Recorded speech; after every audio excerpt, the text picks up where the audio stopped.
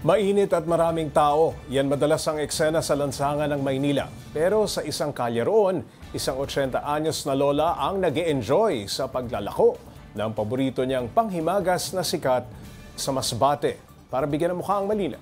Ang balita, Mobile Journal Amy Atienza. Dito sa kahabaan ng Carriedo, makikita ang 80-year-old na si Lola Teresita Cabiles. Ang dala niyang pulang trolley, mayroong container na naglalaman ng kanyang produkto. Ang inilalako ni Lola Teresita, isang delicacy ng Masbate na tinatawag na molido. Isang minatamis na gawa sa kamote, buko at asukal. Tubong Negros Occidental si Lola Teresita. Pero kwento niya, nahiligan daw kasi niya ang sweet treat na ito. Kaya nang magkaroon siya ng pagkakataon na makagawa nito, ay hindi na siya nag-atubiling gawin itong hanap buhay. Matagal-tagal pa bago ko siya makuha ang tamang texture. Hanggang ngayon ang aming din hanap buhay, ang mga anak ko. Ganun, tinuturuan ko sila. Pero nag-first time talaga ako bago ko nakuha ang tamang. Noong 80s, naisipan niyang manirahan sa Maynila para bumuo ng pamilya.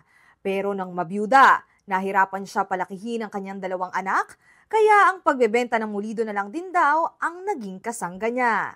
Ito pa ang pagpagkasi sa kanila. Pagpakain, pagpaaral ko sa kanila. Yan. Dito ko kumukuha sang hugot. At para nga kumita, sinubukan niya na ring maglako at ikutin ang kamay nilaan hanggang sa nakarating siya sa Carriedo.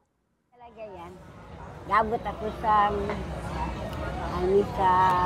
Baclaran, sa Dominguez. Parang wala akong permanente. Tapos, doon pa sa Taytay Rizal. Gabot ang December na, masaya kami sa Taytay Rizal. Tapos, sa Divisoria, from steady ko, Divisoria talaga yun. Sa kabila ng katandaan, gusto pa rin daw ipagpatuloy ni Lola Teresita ang pagbebenta nito. Nagsisilbi na rin daw kasing bonding kasama ang kanyang mga apo, ang pagluluto at pagbebenta. Siyempre, kaya ko pa naman. Luluto kami sa apo ko. Ngayon, yun. Masaya ako dito sa labas. Ang kwento ni Lola Teresita ay patunay. Nakakayanin ang anumang hirap, basta ba't ginagawa mo ito ng may pagmamahal. Happy Labor's Day po, mga kapatid! Mobile journalist, Amy Atienza po. Hatid ang mukha ng balita.